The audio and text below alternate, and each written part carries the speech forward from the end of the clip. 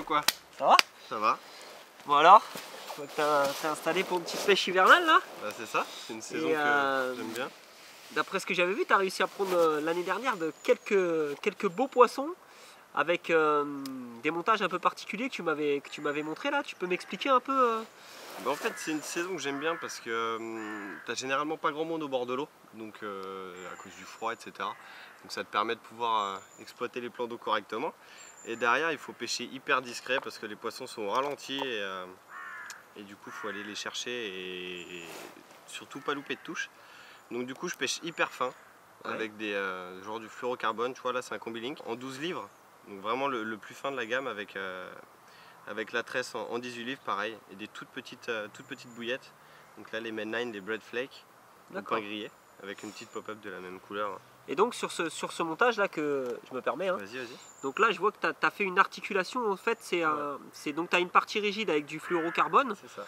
Et tu as une partie en tresse, c'est ça? Voilà. Une partie c'est de la Supernatural. Exactement. D'accord, et ça te permet d'avoir... Une articulation, une présentation de lèche qui est hyper naturelle. Et ce qui fait que le poisson pareil, a du mal à recracher lèche correctement. Et la partie rigide me permet de décaler quand même mon bas de ligne assez loin du plomb pour éviter que tout tombe en masse au niveau du plomb. D'accord. Donc d'une, tu as la discrétion du fluorocarbone parce que ça reste invisible dans l'eau.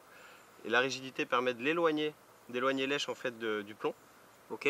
Pour que ce soit pêchant. Et puis après la présentation hyper naturelle des appâts grâce à la tresse, la Supernatural qui est super souple.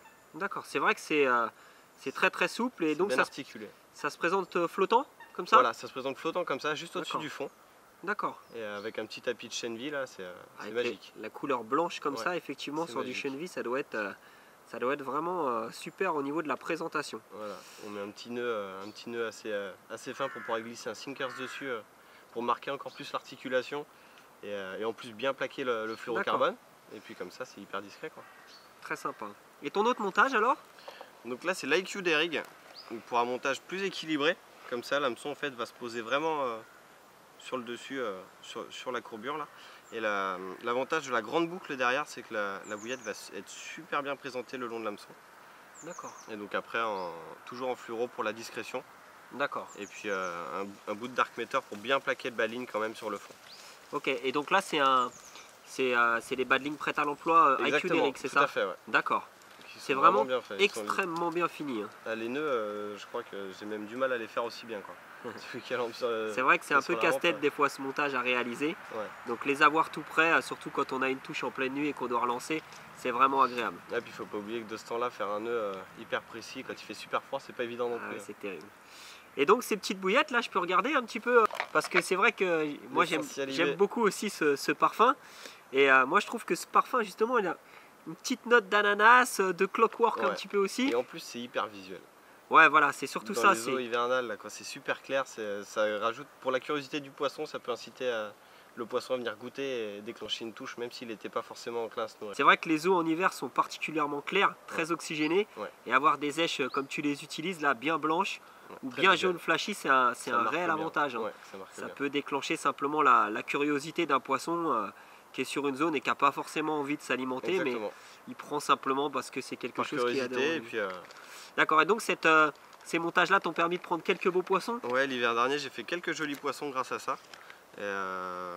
C'était vraiment sympa, ouais. Même si l'eau était super fraîche, etc. Donc j'ai des jolis poissons, pas vraiment de petits, donc vraiment jolis à chaque fois l'hiver, c'est ça, c'est l'avantage. C'est un peu plus long, il fait plus froid, les nuits sont super longues, mais par contre ça paye quoi. D'accord. De temps en temps tu fais des jolies fiches et puis les paysages sont quand même carrément ouais, c'est clair que c'est super joli. Il y a des levées de soleil qui sont mortelles, les couchers c'est pareil.